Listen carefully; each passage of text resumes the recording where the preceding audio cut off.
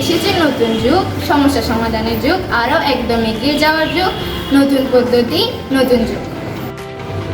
Internet এমন এক পর্যায়ে চলে এসেছে যে যখন থেকে হাতে মোবাইল এসেছে আত্মীয় স্বজনের দূরত্ব তৈরি হয়েছে। অনেকেই বলে মোবাইল ব্যবহার খারাপের কি আছে, সব সমস্যার সমাধানের চাবি তো এটাই। সবার আছে নিজেদের অভিহিত করার ভঙ্গি, যেদিকে তাকাই সেদিকে দেখি মোবাইল মোবাইল মোবাইল। নতুন যুদ্ধে এসেছে, সাইবার যুদ্ধে এসেছে। সময় বাঁচাও, কাজ করো, বাটন চাপো, কোনো বিল, বাটন চাপো, স্কুলের ফিস, বাটন চাপো, ব্যাংকিং, বাটন চাপো, বুকিং এর কাজ, বাটন চাপো, বাটন চাপো। ঘরে বসে শুধু বাটন চাপো, বাটন চাপো। কোনো কাজের জন্য বাটন চাপো, বাটন চাপো, বাটন চাপো। বাহ বাহ, এই সাইবার দুনিয়া তো তুলনাই হয় না।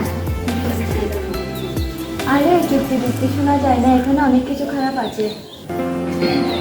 অনেক ভালো হতো যদি সবাই নেতৃত্বটা সব চলতো। যদি সবার মুখটা না আপনার সত্যের পথে চলতো তাহলে কত ভালো হতো, কত ভালো হতো। ভাই আমি তো শেষ হয়ে গিয়েছি, একটা ফোন কল আমি শেষ হয়ে গিয়েছি। আরে কি হয়েছে? কে তোমায় কল দিয়ে বিরক্ত করছে?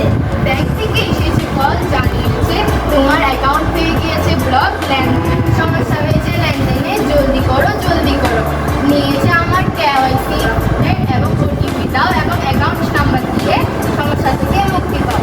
আমি দিলাম তাকে সকল তথ্য, সে নিয়ে গেল আমার সকল অর্থ।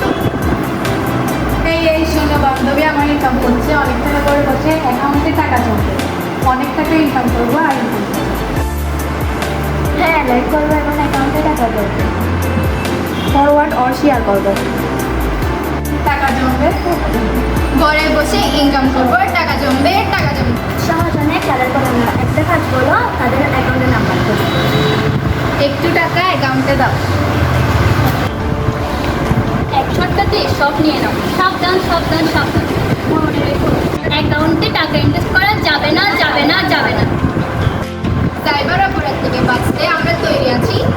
দেশের রক্ষা আমাদের কর্তব্য, আমাদের কর্তব্য, আমাদের কর্তব্য।